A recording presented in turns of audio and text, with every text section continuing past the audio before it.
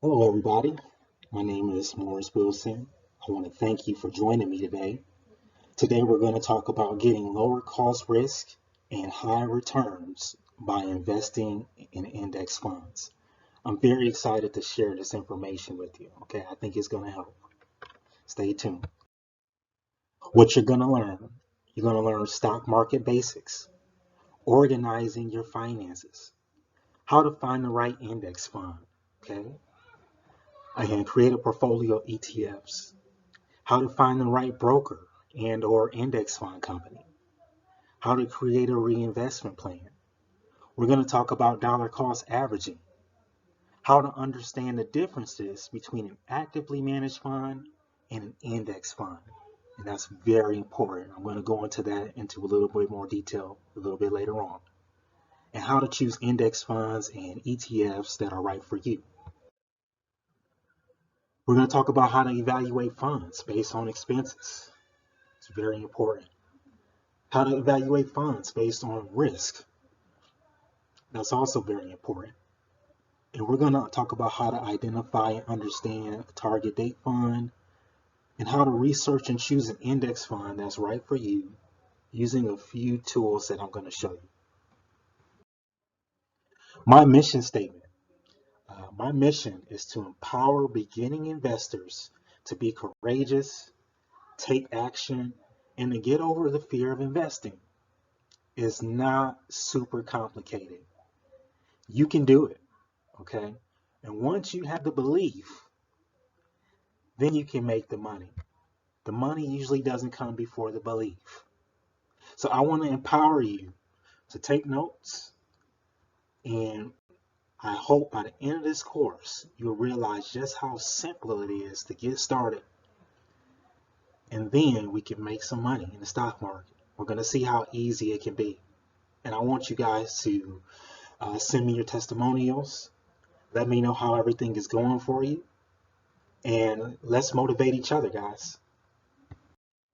Now, here's my disclaimer. The ideas, the concepts, everything in this course are simply my opinion and is based on what has worked for me and what I learned from past failures and mistakes. It may not continue to work for me, and it may not work for you. You may have heard this before, past performance doesn't indicate future results, but it's true. Now, while I hope the course answers some of your questions and provides some valuable guidance, I can't possibly know the full details of your situation or needs. Personal finance is personal. Everyone has a different situation, okay? As the author, I make no representations as to the accuracy, the completeness, the currentness, the suitability, or validity of any information in this course, and I will not be liable for any errors, omissions, or delays in this information, or any losses, injuries, or damages arising from its display or use. All information in this course is provided on an as-is basis, and you're solely responsible for your own choices. There are absolutely no guarantees here. Now let's have some fun. Let's get into it. I've been an investor for the past 10 years. I've coached my friends, my family, my colleagues on investing and improving their finances. I'm very passionate about helping people steward their money correctly and to ultimately see some returns with their money. I'm a follower of John C. Bogle and his approach to common sense investing. Look him up. This guy is legit. I love John C. Bogle. I began investing through my 401k. Quick story for you. I was working a traditional 9 to 5. I was putting away, 5% bi-weekly into my paychecks, but I had no idea what a 401k was. I knew the money was being put away every check. I knew the money was going to an investment vehicle, right? But I had no idea what that vehicle was. And I had no idea how much control I actually had, even with, the limited choices that a 401k provides. I had no idea what it was. So I asked my colleague what a 401k was, and he explained it to me, and he also showed me his 401k statement. And I was blown away because he was intentionally investing more than I was. And he had at least twice as much money in his 401k than I did. At that point, I made a decision to learn more about it, to learn more about 401ks, to learn more about investment options. I wanted to take control of my money, and you can too. Intention goes a long way, right? If you're just mindlessly walking through this, you might end up with some money, but you probably won't know what to do with it. So I want to encourage you to be intentional, and that's what we're going to do today. The main philosophy behind this course is that investing does not require superior skills or the ability to predict the market or the economy. Look, you don't need a crystal ball. You don't need to be a mathematician. You don't need to be Albert Einstein. Okay? You really just need mental discipline, intelligent effort, and you have to invest regularly. I want to say that again. You need mental discipline, intelligent effort, and you have to invest regularly. I know you're probably thinking, how do I invest regularly without even first knowing what I'm doing? Well, you've taken the first step. You purchased this course. Once I give you the keys to success, I encourage you to invest regularly. Okay. And I'm going to explain why investing regularly is more important a little bit later. So hang tight.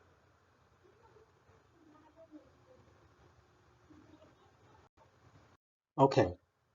Here's a case study, if you will, or a snapshot of my traditional IRA.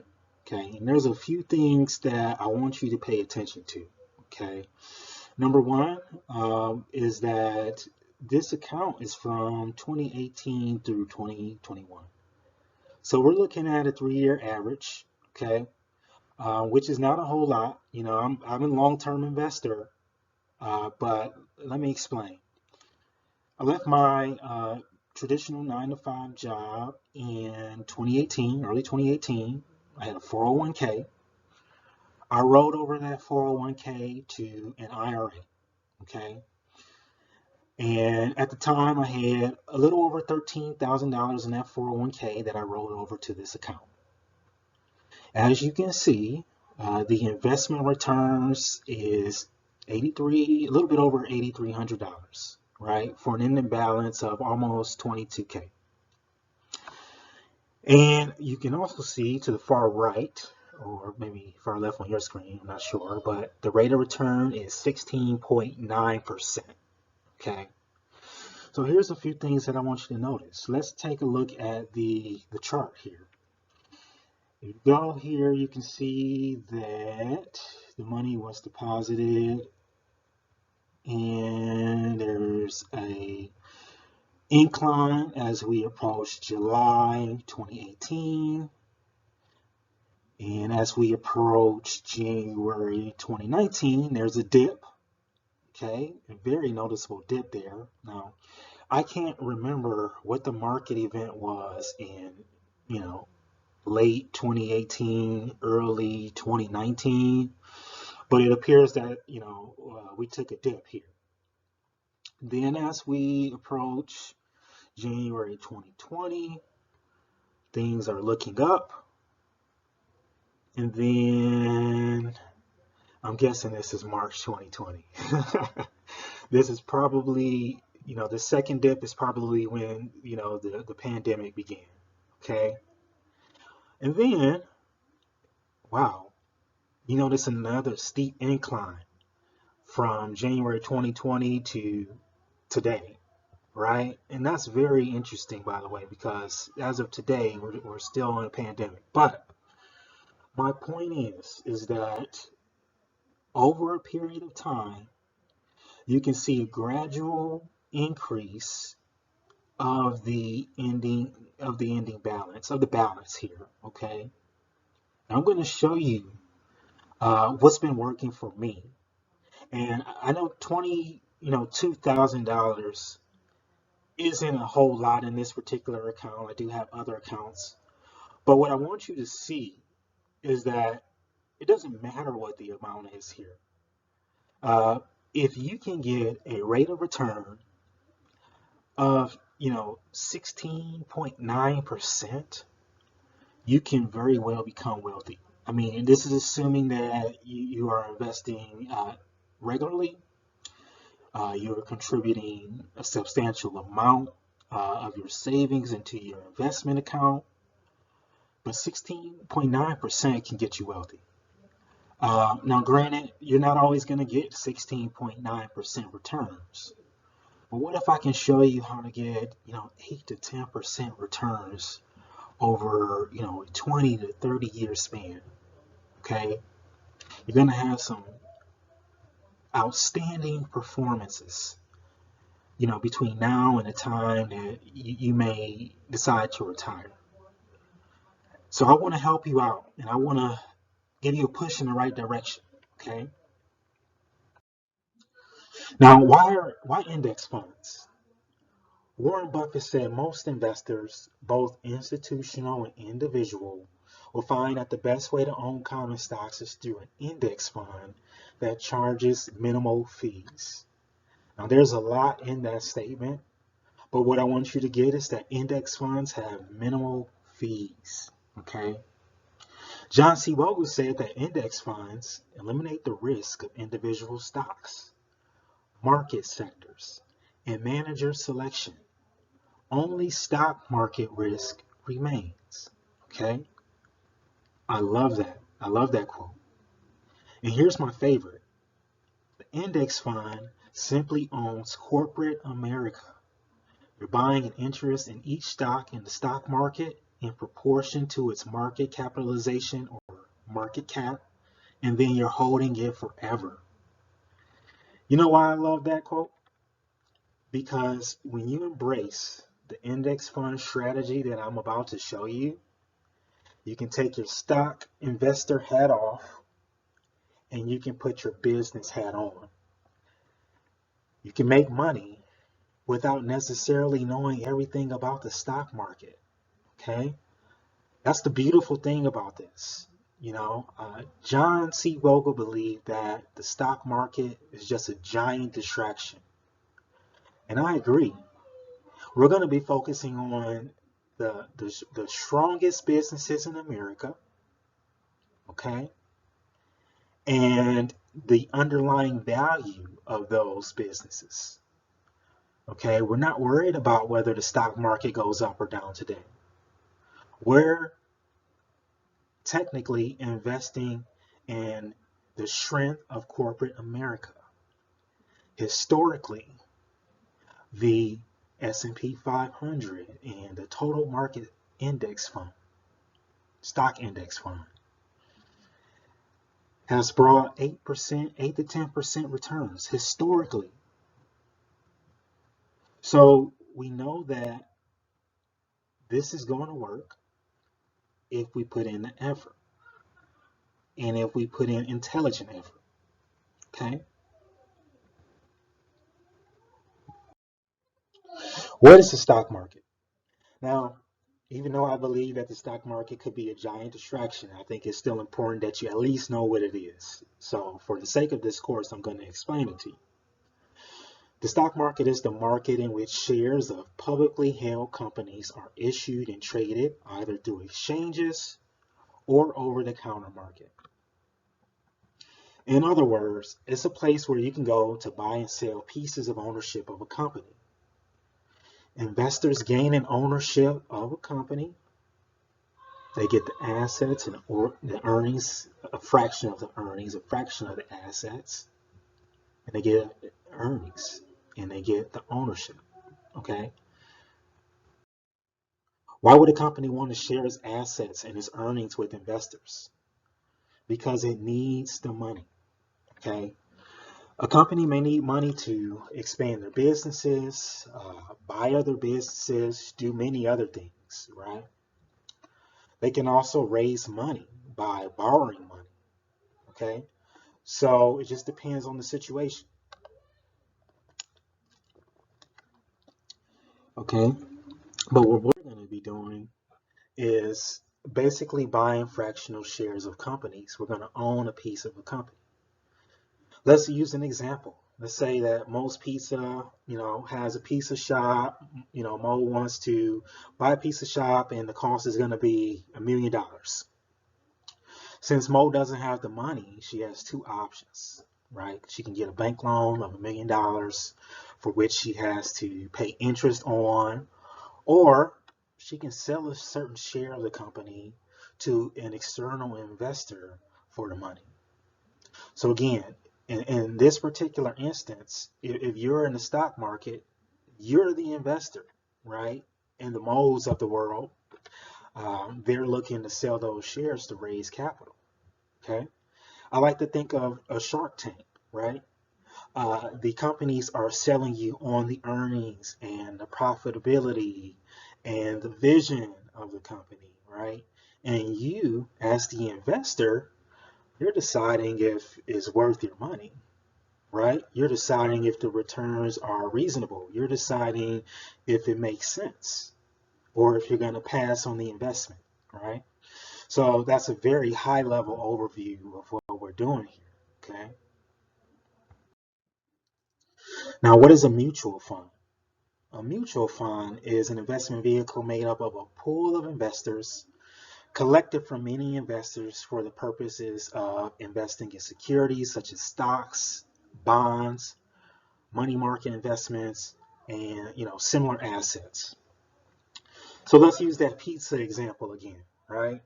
Let's say that me and my friend, we decide that we want to buy every pizza company in America, right?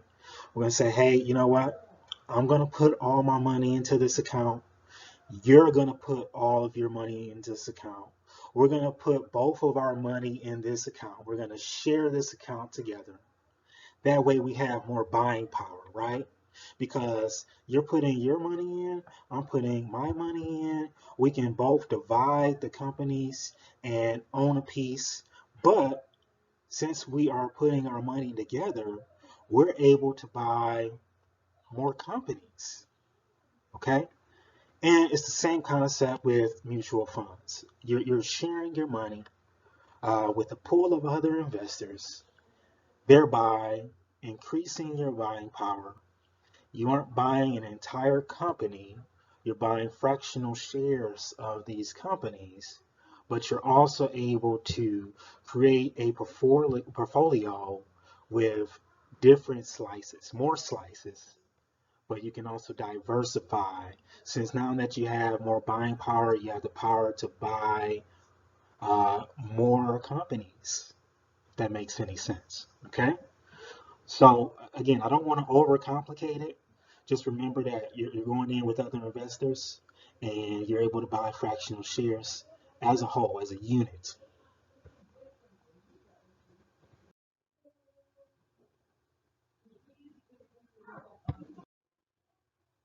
Okay, let's talk about organizing our finances. Before we ever, save anything, we have to have the right mindset. Before we ever invest in anything, we have to demonstrate the right mindset. We have to demonstrate the right habits. Okay, this is not a get rich quick scheme. Okay, this is diligent effort. This is discipline. This is saving regularly. This is investing regularly. So I want to go over some principles that I believe is going to push you in the right direction on this path to financial independence. Okay. Before I go into these slides, I want you to think about what your why is. Why do you want to organize your finances? Why do you want to invest? Okay, before I ever set off on this path to financial independence, my goal was to have more passive income than my expenses. Okay, passive income is income that you earn regularly without necessarily having to put in active effort. Good example is an index fund, right? The account that I showed you a few minutes ago, I haven't been investing in that account in a while, but it's still growing. It's compounding interest from the years of effort or the few years of effort that I put into investing into that account. And now it's growing on its own. I would love to see all my accounts pay my monthly and my annual expenses before retirement age. That's my why. Okay. I work once and then I let the money work for me. Okay. So that's my why. What's your why? Maybe you wanna, go on mini retirements, you know, or maybe you want to take a sabbatical, you know. Maybe you want to continue to work past retirement and just put away your earnings towards your investments. It's a great idea. I mean, if you're healthy at 60, right? Everyone is different, okay? So if you don't get anything else from this course, I want you to learn about minding the gap. This has probably been one of the most influential principles that I've learned over the years. It's so simple, and there's genius in simplicity. It's simple, but it's not easy. So here's the concept. You want to spend less than you earn and invest whatever is left. It's so simple, but it can be so hard to do, okay? Because there's so many shiny things. There's so many people influencing us. There's so many distractions, okay? Keeping up with the Joneses, okay? But here's the deal. There's a gap between what you spend and what you earn. Ideally, you would like that gap to be as wide as possible. You want to earn so much more than you spend that you don't have to worry about going into debt. You want to earn so much more than you spend that you don't want to worry about emergencies. You want to earn so much more than you spend that you're able to invest without feeling the pain of a down market. Okay? There's ups and there's downs. Okay? So the idea is to focus on increasing your income and decreasing your expenses at the same time. Now, personally, I believe that you're smart enough to walk and chew gum at the same time. For a long time, I didn't think I could. I used to believe that, focusing on decreasing, my expenses was a waste of time. Why save money at this gas station when I can just go to the gas station that's closest to me? Or why take, 30 minutes or an hour preparing a meal when I can just go to a fast food restaurant and get my favorite meal in less than 5 minutes, right? But what I didn't realize is that those expenses, especially food expenses, a lot of Americans spend most of their income on food. A lot of those expenses can be drastically reduced with some effort. Okay.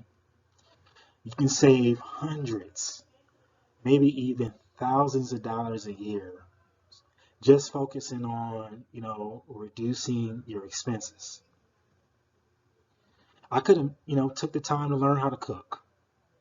I could have, drove just a little bit further out to, save that, 30 cents a gallon on gas, right? I could have called the cable company and, cancel my subscriptions, right? I could have negotiated my salary as well. So there's still that component where you can focus on increasing your income. You can do both. You can look for that job that, can give you a, ten or $20,000 bump in income, right? You can do those things, and you can do both at the same time. Okay.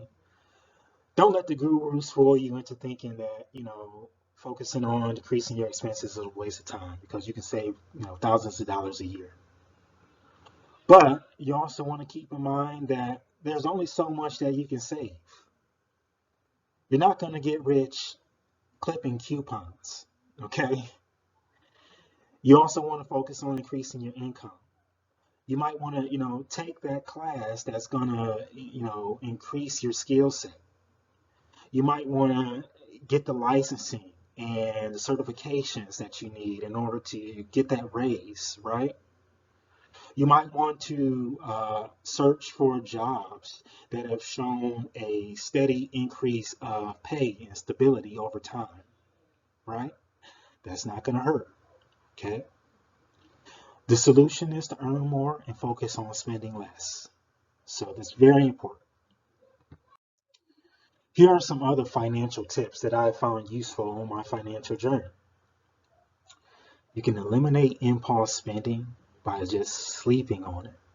If you're like me, I do not like impulse spending. Very analytical by nature. I don't like people telling me what to do with my money. I prefer to read about it. I prefer to do my research. And one thing that I found is that whenever I'm making a big purchase, sleeping on it gives me an opportunity to decide whether or not I want to spend on that purchase. Believe it or not, I actually even think about other solutions when I'm sleeping on it, right? Um, so that works for me as well. And I found that it works. Sometimes I wake up with a better idea, or sometimes I wake up and I'm just as excited about spending my money on whatever it is I was thinking about. And that's fine too. Ideas that, just separate your emotions from it as best as you can. And that's going to help you save some money. That's going to help you come up with some, better solutions. Create some goals, right? Now, I mentioned before, find your why. What's important to you, right? Maybe you want to save, $1,000 this month. Maybe you want to invest, $100 a month from now on until, you retire, okay? Find out what your goals are. Find out what moves you. At that point, you're self-motivated, right? You don't need anyone to wake you up in the morning. You don't need any alarm clock. Find something that you're passionate about and create goals around those passions. And then you'll find that this journey is a lot easier than it seems. Spend less than you earn. We've discussed that already. Saving must be a priority. I want to say that again. Saving must be a priority. If you are spending more than you earn, the debt collector is going to be knocking at your door. If you are spending more than you earn, okay, you're going to rack up credit debt, bad debt, if you will. You'll create vulnerabilities around your family, okay? If you're not saving, you become more susceptible to emergencies. What if you get into a car accident? What if you lose your job or you lose your source of income? What are you going to do if those things happen? Okay? You want to be prepared for a rainy day. Okay? My mother used to always tell me, save for a rainy day. And there's some truth in that because you're going to have good days and you're going to have bad days. Question is, are you going to be prepared for those days? Okay? You have to build a strong foundation, and you do that by putting money aside. You do that by increasing your income and lowering your expenses. And then at that point, you can save your surplus. You can save what's left over. If you don't have anything left over, you're not going to have anything to save, right? And that's common sense. Remember that small amounts matter. Maybe you're only able to save $25 a month. Maybe you're only able to save $10 a month. The point is that if you take action, you're going to be a lot better off than if you don't take action. So don't get discouraged by the small amounts, okay? Remember that large amounts matter, okay? You know, do something, uh, prepare for windfalls. You're getting a stimulus check, you know it's coming, you know, do the best that you can to put yourself in a position to not be impacted by volatility in the stock market. You know, do something that's going to put yourself in a position that's not going to make you susceptible to emergencies. Maybe, you know, get a side hustle. Maybe, you know, get a second job. Do whatever it's going to take so that you can set aside large amounts. Okay. Now, it's easier than it sounds, but what I'm trying to say is that don't depend on the government if you don't have to. You don't have to depend on your family. You don't have to depend on your friends. You can turn small amounts into large amounts by taking consistent action and using your mind. You know, taking and making the most out of what you already have. And that's very important, okay?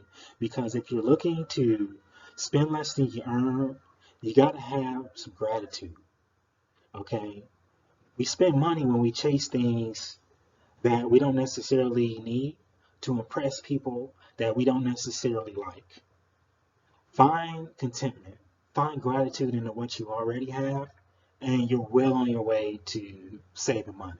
Okay? You can afford anything, but not everything. Find your balance. And I hope that wasn't a discouraging statement. But let me clarify this. If you're trying to afford everything, you're going to spend your money on everything. Or maybe you become greedy in the process. Now, if you create a goal to afford anything, let's say something specific, when I say anything, I mean something specific, you can attain it with focused effort, right? Find out what's important to you, and then you can splurge, right? But understand that you can't buy everything, okay? Slow and steady wins the race, and not get rich quick schemes. This course is not a get rich quick scheme, okay? This is a long-term solution, and it's set to increase your chances, your probability of retiring with a substantial amount of money. And I want you to define what a substantial amount of money means to you and go from there.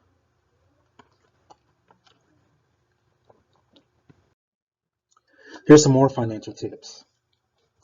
The perfect is the enemy of the good. Even billionaires like Warren Buffett makes mistakes from time to time. Okay, don't get discouraged by mistakes. Give yourself room to make mistakes. Okay, you're not going to get everything perfect. You're going to buy things that you're going to regret later on. It happens. Okay, you're going to do things that you may regret later on. It happens. Pick yourself up and keep going. Because again, slow and steady wins the race. Okay, this is not a race. This is a marathon. Okay, failure is okay. And remember that nobody cares more about your money than you do. Practice accountability. There's going to be times when, uh, your friends, your family may want you to do something that you may not necessarily be able to afford to do at that particular time. Learn how to say no, right? Understand that nobody's going to care about your money as much as you do. I like to think of my personal finances like a business. And this has really helped me out on my journey, guys. With a business, you have to learn how to earn more than you spend, or you go out of business. You go bankrupt, or you close shop. So you have to learn how to earn more than you spend. or you close shop. It's the same thing with your personal finances. Now, if you earn more than you spend, then your business is successful. You can make investments. You can invest in other locations the same way that you can invest in other rental properties. You can invest in other businesses. You can merge with other businesses. You can hire employees, right? It's the same thing with your personal finances, okay? You can go on trips. You can do all the things you like to do as long as you are in the black, as long as you have surplus at the end of the month or at the end of the week or at the end of the day. You can do that by taking action. Action beats inaction, okay? Now, nothing is going to happen overnight. Nothing is going to happen without intelligent effort, but you can do this. If I can do it, you can do it. Trust me. And it's more important to be happy to be rich, right? Find that contentment, find that fulfillment by being grateful for what you already have. And then you're well on the way to success at that point, okay? This is about finding contentment, using the resources that you have at your disposal, and making the most of it. Thank you for taking this course because this is another resource at your disposal. Okay, you can put this in your toolbox. You can even come back to it later. And when you're ready to learn more, when you're ready to do more, you can take one step at a time until you get it right. So that's the good news, guys. You have access to this course as long as you need it. All right. So let's have some fun. Let's figure out our investment style. Let's see what kind of investor we are. Ultimately, this is going to help us decide what kind of investments we choose. So I want you to get out a pen and a paper, and I want you to take some notes and record your answers. And then we're going to get a better idea of what our investment profile is. I also have some online tools and some resources that you can use later on to get a more in-depth profile of what kind of investor you are. Okay, so let's jump into it. Let's say that you turn on your computer and you learn that the market lost 300 points. Do you laugh at the day traders and stock pickers and go watch Netflix? Do you get a little nervous and log in to your investment account and write it out? Or C, do you log in to your account and sell everything? Okay, next question. If someone asks you when you're going to need the money that you're investing, do you say, when I'm much older? Probably sometime within the next 5 to 15 years. Or you say, hey, I want it whenever I need it, like sometime between the next 3 to 5 years. Okay, next question. How do you handle your investments?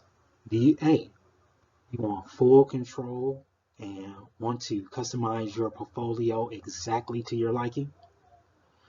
Do you B, you know you should do something with your money, but you're not sure what to do? Or do you C, you want someone to handle it for you? Okay, so if you chose mostly A, you're most likely a long-term investor. You prefer control over convenience. Okay, you're willing to do a little bit more homework in order to get things exactly the way you want it. You may prefer to pick your own assets through index funds. If you chose mostly B, then you know you should do something with your money, but you're not sure exactly what. Okay. You're willing to invest, but you don't want to necessarily monitor or think about your accounts, very often.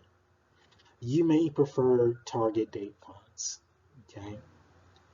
If you chose mostly C, then you may fear losing money. You may be, risk averse. You may be focused mostly on saving and you may also prefer, a target date fund, right? If you chose mostly C, you may want to, keep in mind that even if your money is sitting into a savings account, you can still lose money in a savings account, right? The money you can lose money from inflation. You can lose money by, you know, low interest rates, right? Think about the opportunity cost you may be missing by sitting into an investment account that's only paying you less than, 1% a year, when you can be investing that money, consistently making 8 to 10%. So think about the opportunity cost, right? I'm going to show you about target date funds as well. As a matter of fact, let's get into that right now. So what is a target date fund? A target date fund is also known as a life cycle fund. And these funds automatically diversify your investments based on your age. They typically get more conservative over time, and as you approach your target retirement date, you may typically see more bonds added into your stock portfolio to eliminate some of the volatility, provide smoother returns, and just essentially give you a smoother transition from job life to retirement life and provide some fixed income, right? It's also called a fund of funds. Think of an onion, right? It's layers of an onion that creates an onion. It's pretty much the same thing with a target fund. You have this fund, which is the surface of the onion, and then inside you have these layers. These are small companies. These are big companies. These are international companies in this onion, right? And this onion is going to give you diversification. Okay, this diversification is going to limit exposure to the stock market. It's going to uh, essentially uh, give you income from different sources, so that all of your eggs aren't coming from one basket. It's not necessarily one size fit all, but it's typically low cost and efficient. I say that it's not one size fits all because, you know, a 25-year-old investor may have a different profile than a 25-year-old life cycle investor, right? 25, you might be more aggressive, or at 25, you might be super conservative. Maybe the target fund is more aggressive than you like. Maybe the target fund is more conservative than you like, right? So this is ideally for someone who just wants to set it and forget it without having to worry about how aggressive it is, how moderate, how conservative it is. It's better than taking no action, but again, you're allowing someone else to control the allocation of this investment. So here's an investment that most Americans already have. I want to say a little bit over half of Americans have a 401k. Okay. And again, I started investing with a 401k. A 401k is a type of retirement account that many companies offer their employees. I like to think of it as like a forced savings account. It's forcing you to save money. All you have to do is fill out the paperwork and decide how much is going to come out of your check, and then it automatically comes out.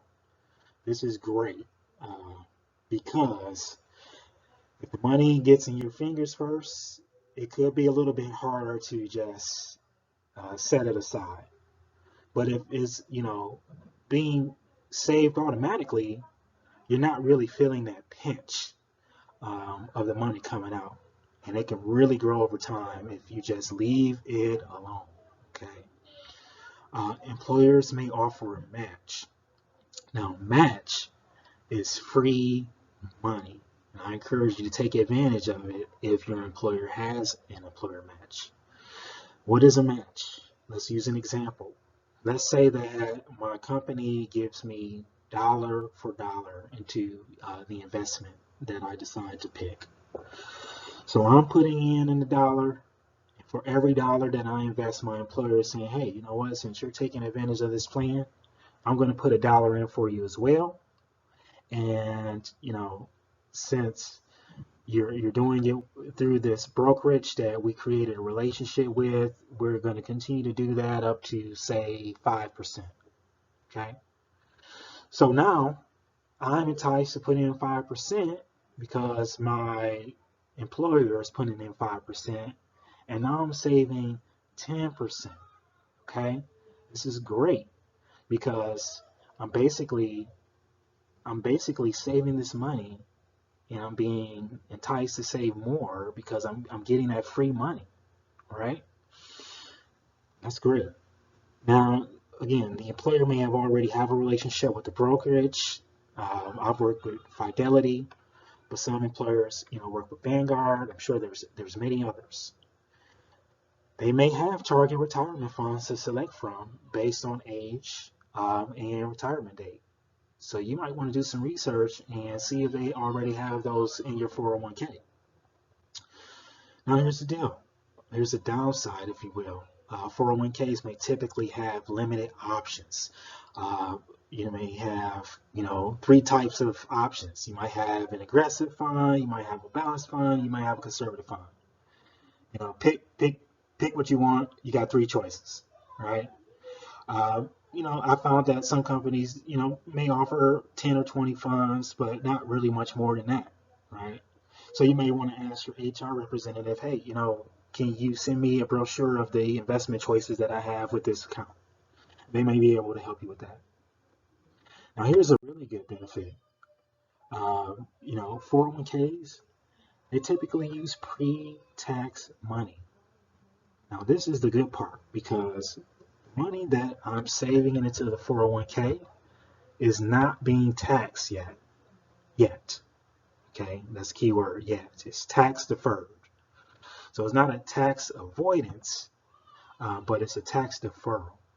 And essentially what you're doing is you're putting a dollar in, and that dollar is not being touched by the IRS. It's not being rated by the IRS, if you will. Okay, and the only time that money gets taxed is when you decide to take it out.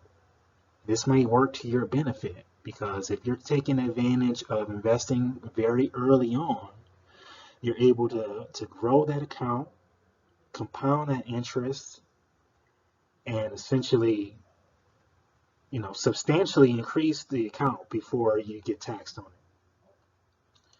Now, if you take a dollar in, you get a dollar that's tax deferred. Now, if you take a dollar out, you're taxed on that dollar, right? So you put that same dollar in and you decide to take it out, you might get early withdrawal penalty. You might, get this money taxed as income. Now you're losing, 30 cents on a dollar. So if you think about it, a dollar saved could be $2 earned, $3 earned, $5 earned, $10 earned later on, right? But if you take that dollar out, you might be losing, 25 cents on a dollar, 35 cents on a dollar by taking that money out or by not investing at all.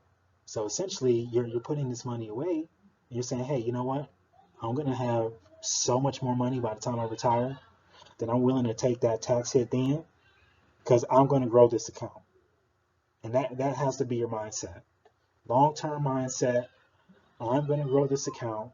I'm willing to take, the pre-tax, the tax hit after I grow the account, right? So here are some common concerns about 401ks. What happens if I really need the money? If you really need the money, you can cash it out. Keep in mind that if you're younger than, 59 and a half years old, you're going to pay 10% early withdrawal penalty. You're also going to have to pay taxes on that 401k. But the bottom line is that if you need the money, you can call, the sponsor of that 401k and see if they are able to give you a loan on it. to see if you're able to take the money to use it, for whatever you need it for. Okay, so you're not locked in, but it's beneficial to you to keep the money in if you can. Okay, but the money is accessible if you need it.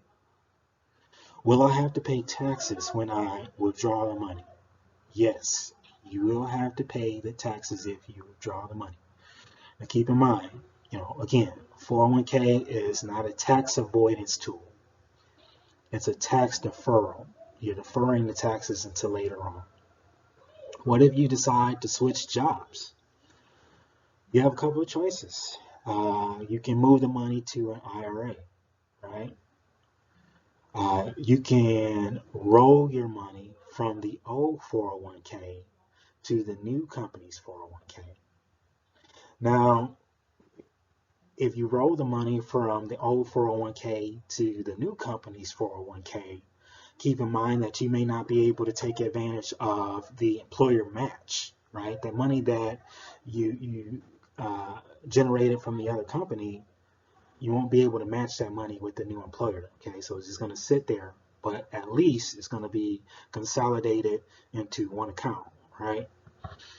You can leave it at your current company, right? You can leave that money that you created with the current company, but keep in mind that you may not be inclined to monitor their account anymore, right? You may forget about the investment plan. You may not realize the changes and the updates that are taking place in that account, right? So that may not be the best option. And you can also cash it out and pay taxes and a 10% early withdrawal. Okay. In some cases, it may be worth it to do it. In a lot of cases, it's not worth it to take that money out. But again, everyone has a different situation, so I'll leave that up to you. IRA is a great option because it's going to give you more investment options than a 401k, and you can invest in anything, almost anything with the IRA, and it's after tax. So I'm going to go into that into a little bit more detail. It's not pre-tax like a 401k, it's after tax. So what is a Roth IRA? It stands for Individual Retirement Account. And it's another type of retirement account with significant tax advantages. It is not employer sponsored. You can contribute your own money, okay? And you can invest in whatever you want. You can invest in individual stocks. You can invest in real estate. You can invest in index funds, okay? It's not pre-tax dollars, but after-tax dollars. So that means there's no tax when you withdraw it. Now, this is important. I'm going to go over that in a little bit. There are investment minimums. You might need, $1,000 to open a Roth IRA. You might need $2, $3, maybe even $5,000 to open a Roth IRA. And also, you also want to keep in mind that they may want you to, hold that account, maybe 5 years or even longer before you're able to make withdrawals from that account, okay, without a penalty. They want to see that you're setting the money aside, and they will reward you by allowing you to withdraw money from that account after you keep it in there for a certain period of time. They want to see the money compound. And I think Southwest Airlines is a great example. And bear with me. So let's say that you invested $10,000 back in 1972 from your Roth IRA into Southwest Airlines. Okay.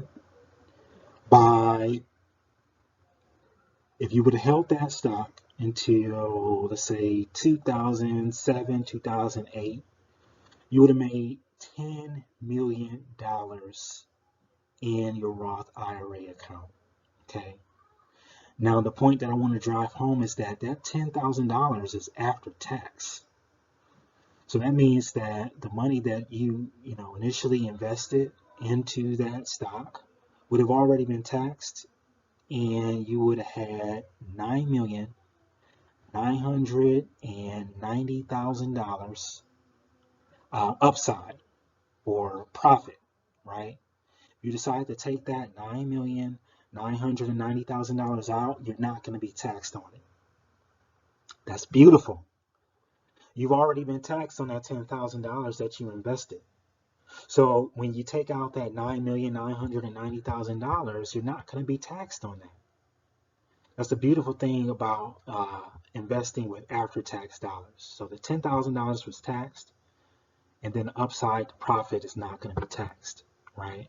So essentially, when you invest in a Roth IRA, you're saying, hey, I want to make so much money into this account that I'm willing to take the risk. I'm willing to take the gamble to tax me now, right?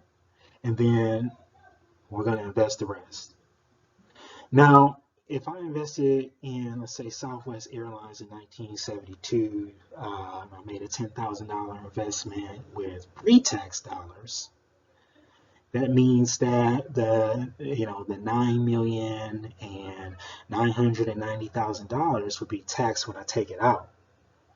So we can, potentially be talking about, hundreds of thousands of dollars difference. I might take home a little bit over $500,000 if I decided to, take the money out with a pre-tax account, as opposed to close to, as opposed to close to $10 million with an after-tax account, right? So we're talking about hundreds of thousands of dollars over time, right? But pre-tax retirement accounts have their own benefits as well. Again, at the end of the day, action beats inaction. So we already went over the minimums and the features in regards to a Roth IRA. Here are some other factors to consider when opening an IRA. So again, you might have to do minimum payments or minimal initial investment of $1,000 or $2,000 or $5,000 to open the account. There may be a monthly or an annual fee in order to keep the account active or in good standing, if you will. There are some other features that you may want to differentiate as well. Some companies may have better customer service. Some companies may have better user experience. You may find that their online resources and tools are abundant, or that their online resources and tools are scarce. Okay, so those are also things that you want to take into consideration when you're opening an account. My recommended discounted brokerages is Vanguard. They have great online tools. They have great resources, and they are very helpful when it comes to deciding whether or not you want to open a traditional IRA or a Roth IRA. So if I didn't do you any justice, you can visit their website. They have great resources and tools. You can visit T. Rowe Price. That's also another well-known one. Schwab is also another well-known discount brokerage. I haven't personally used T. Rowe Price or Schwab. I've been an avid Vanguard customer for years, and I highly recommend them.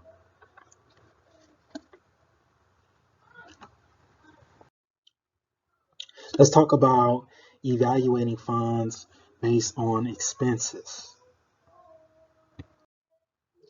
So before we jump into expenses, I think it's important for us to understand the difference between active management and passive management, because oftentimes that's going to determine how much you're paying in expenses. So an active managed fund, in an active managed fund, a fund manager buys and sells dozens of stocks within your portfolio. They are seeking the highest returns. Okay. In an index fund, a fund manager is buying a large group of stocks often more than 1,000. And here's the great part. The poor businesses gets dropped from the exchange, new businesses gets added. So the fund manager is only looking to match the index with an index fund, whereas in an actively managed fund, the portfolio manager is trying to outperform the market. Okay, and this is important because with an actively managed fund, you're paying for the fund manager's expertise. And frankly, they typically don't outperform the market. Okay, so you want to keep that in mind. You're paying for that, and those trades are generating high expenses because they're trading in and out of the fund, trying to outperform the market. And each trade costs you money. Okay, the index fund, we're not really trading a lot. We're just trying to match the market. We're just trying to keep up with the indexes. As they go up, we want to go up. As they go down, we want to go down. And if the businesses don't perform, they get kicked out. Okay, and a new business, a new shiny star gets added into that portfolio so that we can keep up with the market. Okay, the fund manager in an actively managed fund, they're doing extensive research, right? They're digging into all the books, they're digging into all of your resources, all of the resources to outperform the market. Okay, and you're paying for that, by the way. With an index fund, no research is done on the stocks. It can all be done on a computer, so there's not a whole lot of trading. And again, that's keeping your expenses down. Essentially, you want to get to the point where you're paying to keep the lights on, you're paying to keep the customer service reps on the line.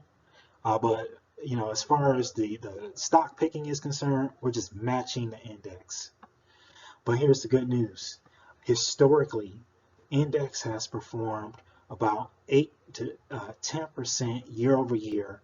And granted, there's going to be down markets, there's going to be up markets, but we can generate returns by just closely monitoring and following the stock market.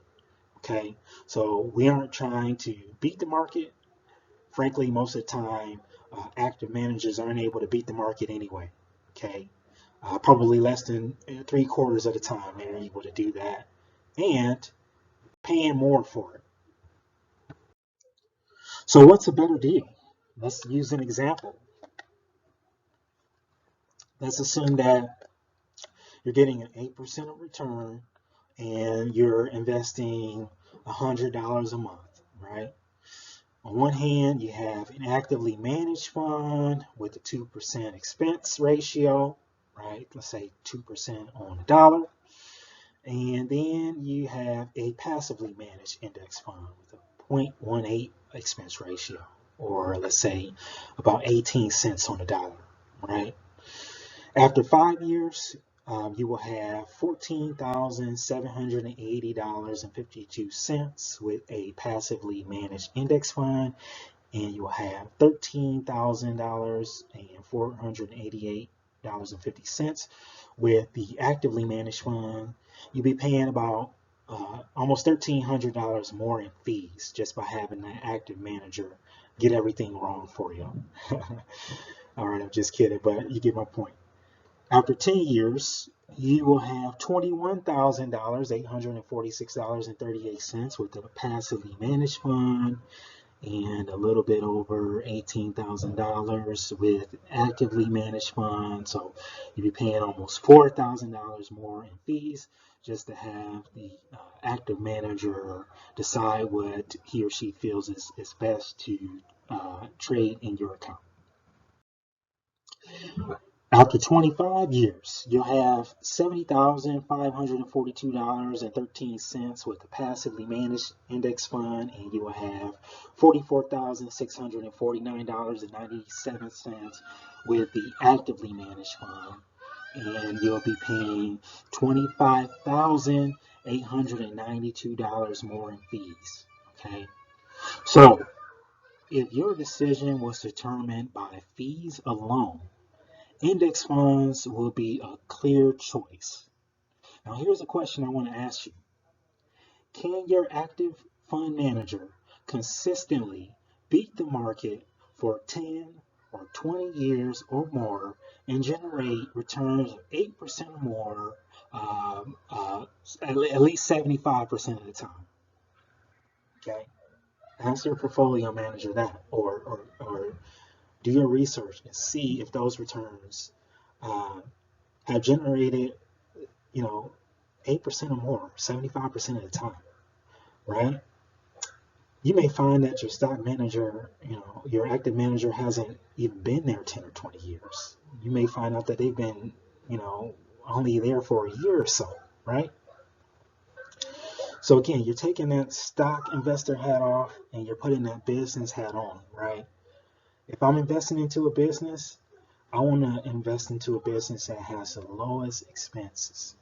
With the index fund, you're investing into every business with the lowest expenses and the highest performance. And essentially, we're minding the gap, folks. We're earning as much as we can while spending the least amount that we can. And we're using the data to decide what we're investing in. Okay. Now, again, past performance doesn't indicate future results, but what if you knew how to invest into an 8% uh, return? Wouldn't you invest more? If you knew what to invest in and you knew that it was going to generate 8% or more historically, wouldn't you invest into that? Okay. And if you also knew that you would save money by investing into an index fund, wouldn't you take a second look?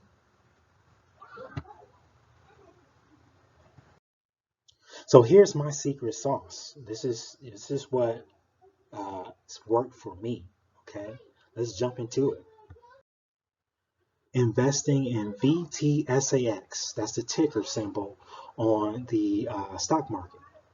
The Vanguard Total Stock Market Index. Okay, I'm investing into every publicly traded corporation in corporate America, and I'm betting that it's going to have strong returns, uh, 8 to 10% returns over time. Okay, is volatile, but it's also high performing. Okay, again, look into your investment profile and determine what works for you. But I'm at the wealth accumulation phase in my life. Okay, I'm looking to generate high returns. I'm not following the stock market very closely. I'm 20 to 30, maybe even 35 years out from retirement. So I'm trying to generate those returns. Okay. I'm also investing in the S&P 500 index. Basically, these are 500 large cap companies, large companies, if you will, and they are some of the top performing companies in the country. Historically, the index have closely matched the S&P 500. At the time of this writing, the S&P 500 reached 4,000 points, which is an all-time high. And historically, it has been going up. Now, there's going to be some down markets, there's going to be some up markets, but if you look at a 10, 20-year trend, you're going to see an upward signal here. Okay, I'm taking advantage of 401k matches, right? I'm investing aggressively, but I'm also taking advantage of that free money. I'm not leaving money on the table, right? And that money is going to compound over time. Remember that time is your friend, right? So if you have the time, uh, that money is going to compound over time, and it's going to grow like a snowball. Like think of a snowball effect, if you will. I'm spending less than I earn, and I'm saving and investing whatever I have left. Okay. Don't wait for the large amounts. Don't wait for the windfalls, but create habits that allow you to invest regularly, and your account will grow faster. And here's my mindset, guys. You're either in a wealth accumulation phase or you are in a wealth preservation phase, or both. Okay, if you're working a 9 to 5, you're probably in a wealth accumulation phase. You're probably looking to increase your investments as quickly as you can, as long as you can. If you're in a wealth preservation stage, you're likely to be approaching retirement, or maybe you just have enough money, that you're focused on not losing the money, right? Maybe your focus is not on necessarily aggressively yielding more money, but maybe it's just to preserve what you already have, right? And I recommend I'm doing VTSAX for wealth accumulation, for growth over a long period of time, 8 to 10% growth historically. And when I approach retirement, I'm going to uh, add VBTLX into my stock allocation to help smooth out the ride and provide steady income to my investments, right? And what are bonds, by the way? Bonds are basically a loan to the government. You're giving a loan to the government for uh, interest. They're going to pay you interest for that loan, okay? And it provides you fixed income until its maturity date, okay? Or when the loan is done, if you will. I'm also practicing dollar cost averaging, okay? This is very important because the news can scare you. Okay, if you turn on the news and you see that the stock market is going down, you might think, you know what? I'm not going to invest my money today. I'm going to hold it until when the stock does better. But instinctively, if you make that choice, you're going to be buying stock at higher prices, right? You ever hear the term buy low and sell high? Well, buying low comes at a cost because when you're buying low, it's typically at a time when other investors are fearful. Okay, so you have to have the right mindset. You have to have the right emotional intelligence to really buy when the market is low and to focus on selling later on when the market is much higher. Okay, so Warren Buffett has a great quote. He says to be greedy when others are fearful, and to be fearful when others are greedy. Okay, you want to practice that mindset when you're investing, because when that stock market drops, you're going to hear about a lot of people selling their stocks. You have to have the mental stability to hold on and to not sell, especially because of the news. What is dollar cost averaging? Dollar cost averaging simply means you're going to be making regular scheduled investments instead of buying into the stock market all at once. This is going to help you to mitigate risk, and dollar cost averaging makes it easy. You don't have to turn on the news anymore, okay? Because you're going to be investing regularly no matter what. And this is going to allow you to buy more shares when they're cheaper, and if you're contributing the same amount every month, you're going to buy less shares when they cost more. And over time, it's going to provide a smoother ride. So no matter where the stock market is going, you're going to still be investing. You're going to gradually invest more when the stock market is doing worse, and you're going to invest less when the stock market is doing better. That way you aren't buying expensive assets, because as a business owner, we like to get things cheaply, right? We like to earn more and spend less, right? I do have some other resources for you to help you tangle with bear markets. These are very helpful resources to help you determine what kind of investor you are. Very helpful resources to help you learn more about dollar cost averaging. So, how do I become financially independent? How do I essentially retire by investing in the stock market? Well, once 4% of your assets can cover your expenses, you can consider yourself financially independent. Okay? Meaning that you don't necessarily need to work a job in order to make money anymore. In other words, that's 25% of your annual expenses. Okay? For example, let's say that your cost of living is about, $20,000, right? You're going to need about $500,000 invested in order for you to safely withdraw 4%, which is $20,000 a year. That money is going to allow you to live off your investments. So let's assume that your living expenses are $20,000 a year. 4% is roughly $20,000. And now you're able to live off your investments. Okay. Now, you may live in a city with a higher cost of living, or you may desire to move to a city with a higher cost of living. You want to keep that in mind. Okay. So that means that you may need to have more invested before you can technically retire.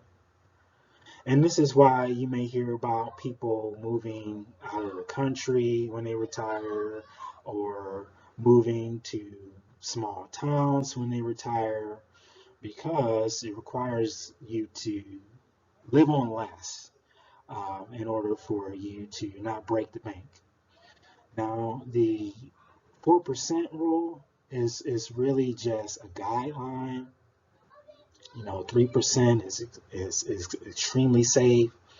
But if you're going to be withdrawing more than 4%, you may want to consider investing more, or you may want to consider living on less. These are all things that you want to take into consideration. Okay, guys, that's really it. I gave you my secret sauce. I gave you some online tools. I gave you some knowledge to get started. Hopefully, I was able to teach you at least one thing that you can use to move you and propel you forward.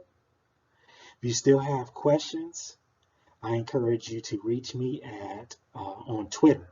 I love Twitter. It's just so informational. Okay, I'm at 500 to six figures. I'm available for questions, concerns, and even consulting. I'm happy to help. And I want to thank you for spending, the last hour with me. I really appreciate your time, and I do believe that you are going to greatly benefit from this course. Send me your results, send me your testimonials. I love to hear it. I know what I'm doing works, and I know that it can work for you. So I can't wait to hear from you. And thanks again, and happy investing.